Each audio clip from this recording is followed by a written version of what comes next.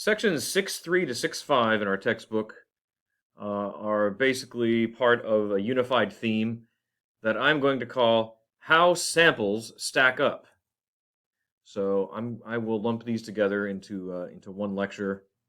So the material that's here is kind of distributed throughout these sections, and I've added a little bit. I've taken a little bit away. I think I'm borrowing some from Chapter 7 as well. But the way that this material is normally presented in a statistics class or book is never something that I've really been satisfied with. Take note here of the important warning at the top of the lecture notes. This section presents some killer key concepts. It is not directly tested heavily, at least not this week, but you will need to get this material in order to understand the rest of the course. And that's kind of the kicker. This material is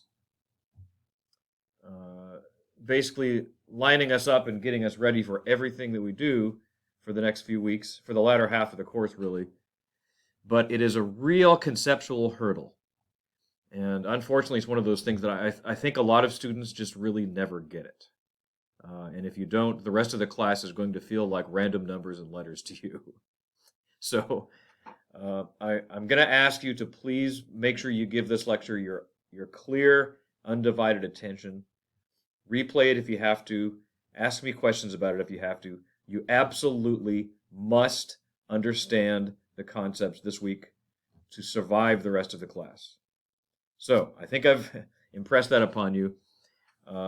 That being said, I'm going to obviously do my best to make sure that we present this in a way that's easy to digest.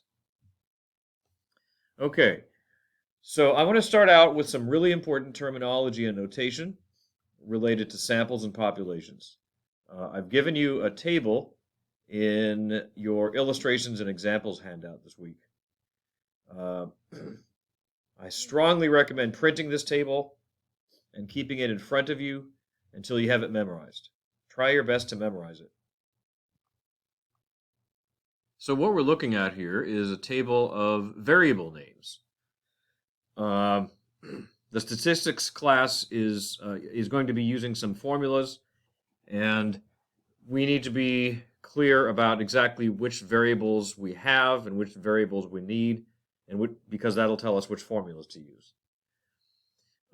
So I'm making a distinction here between statistics, which describe a sample, versus parameters, which describe a population.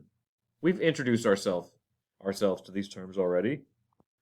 So, for example, the size of a sample is notated as lowercase n, whereas the size of the whole population is abbreviated as capital N.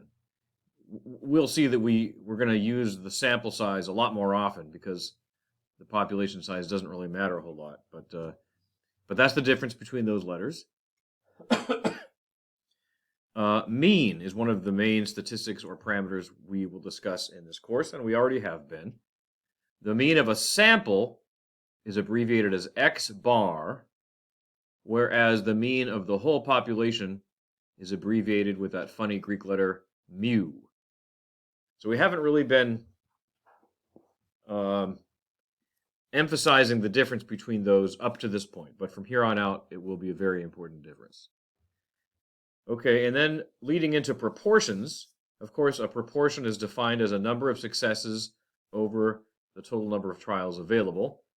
So the variable that we use for number of successes is usually abbreviated as lowercase x in a sample, or capital X for a population, which again is more rare. And then when you create that fraction to represent the proportion or probability, we call the proportion P hat. See that P with a little pointy hat on top of it?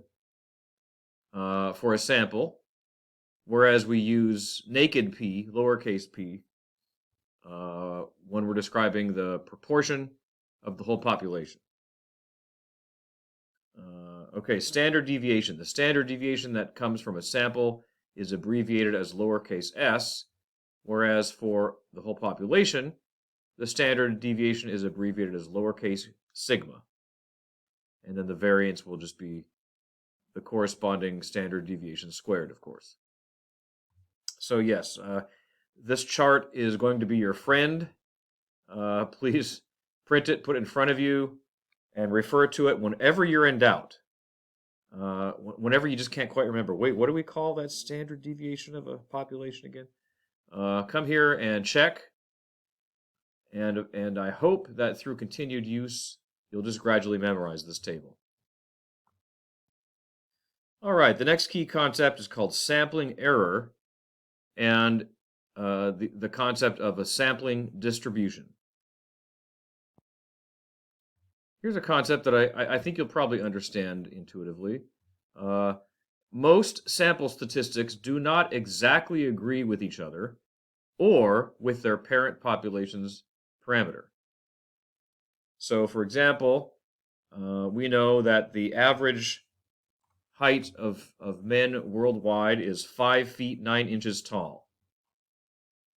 But if I take a sample of 20 men at random around the world, I think I'd be pretty surprised if their mean height was exactly 5 feet 9 inches tall. In fact, we've already discussed that if you measure things precisely enough, you'll find that that probability will be 0. It might be 5'10", it might be 5'8", but most samples are not going to average out to be exactly 5'9", like the population. And we wouldn't really expect them to, would we? That doesn't mean there's anything wrong. It just means that there's variety out there in the world.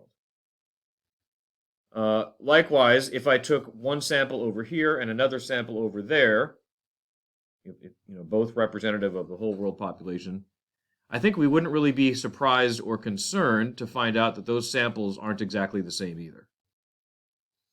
So this unavoidable fact is called sampling error. And that's another unfortunate choice of words. We've seen some of those before. Because when we hear the word error in plain English, it makes us think, uh-oh, something's wrong. But in this context, that's not what it means. Error doesn't mean something's wrong.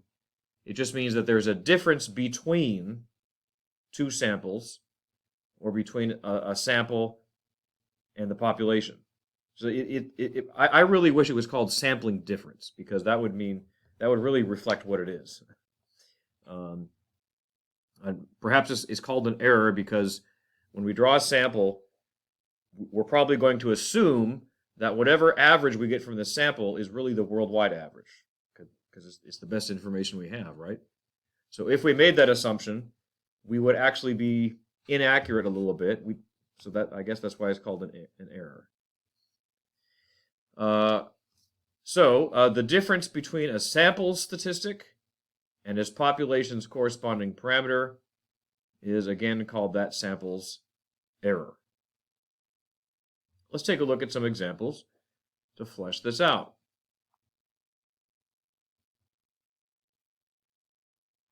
The average weight of an American lobster is 795 grams. Today's catch included 40 American lobsters with a mean weight of 802 grams. Question A, this is something that I want you to start getting in the habit of doing as of now, is to label each number in this problem with its appropriate variable. In other words, we're going to be turning numbers into letters. The 795 up here would be represented by which variable up above? Well, let's see. This says the average weight of an American lobster is 795. So it's going to be an average or a mean. And this sentence refers to all American lobsters. So that would be our population of interest. And the mean of that population would be mu. Today's catch included 40 American lobsters. So even though these sentences don't use the word sample and population, remember that what we speak is not mathematical English. It's sloppy English. So really the biggest challenge in pretty much any math class is making that translation between the sloppy English that we actually use to the mathematical English or the language like math notation that we can actually work with in formulas. It's a very difficult skill, I know. Students always say, I hate word problems. And that's why they hate it. It's not the numbers or the formulas that bothers them, it's the translating. But it's really important for this class. Okay, so we've basically understood that the first sentence is describing a population mean. The next sentence is describing a sample because it says today's catch. That will be the sample. That sample included 40 American lobsters. Okay, so what number or letter would that 40 represent? What are we talking about there? Well, of course, that's the size of the sample. So that'll be lowercase n. And that sample had a mean weight of 802. Okay, so this is another mean, but it's the mean for just this sample, and we abbreviate that as x bar. Okay, so we've turned the numbers into letters, and so this is basically just a reformulation of the given information in the proper math notation. Question part B, what is the error of this sample? Okay, so remember the error is the difference between the sample and the population. So it basically is the statistic minus the parameter, the sample minus the population. In this case, that would mean x bar minus mu. So we might use the letter capital E to represent error. This sample's mean versus the population mean is 802 versus 795. See, now that we have these symbols encoded up here, we know exactly what numbers to plug into the formula. So that would give us an error. This sample has an error of 7 grams. Question part C. Since there was a sampling error, does this mean that there was something wrong with a calculation or a sampling technique? No, nothing's wrong.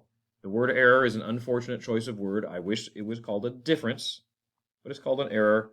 We just have to remember that that's what it means in statistics. It's just a difference. Everything's okay.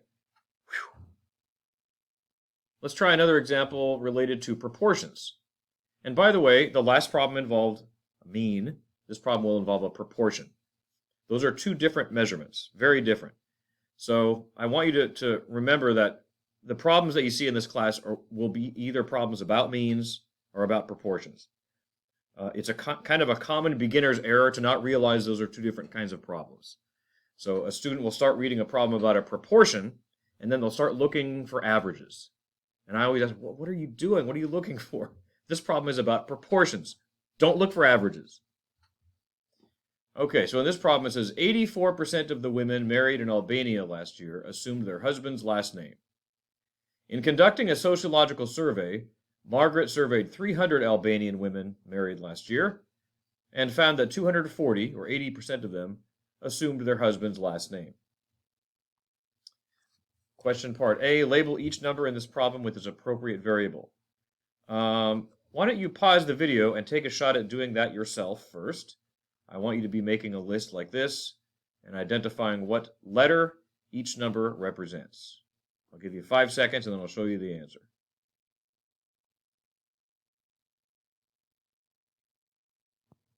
All right, so that 84% or 0.84 is the proportion of the whole population, naked, lowercase p.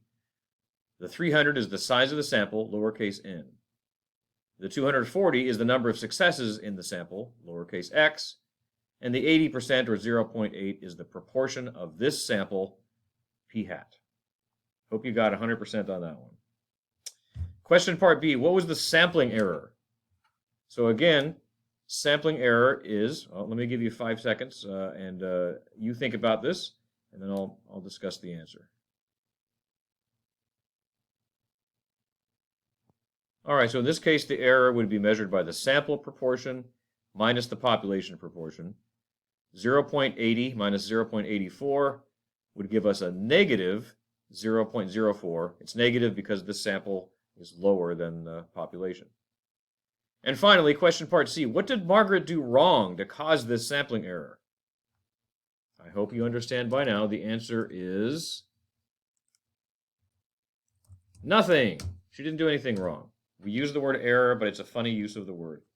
Everything's okay. Whew.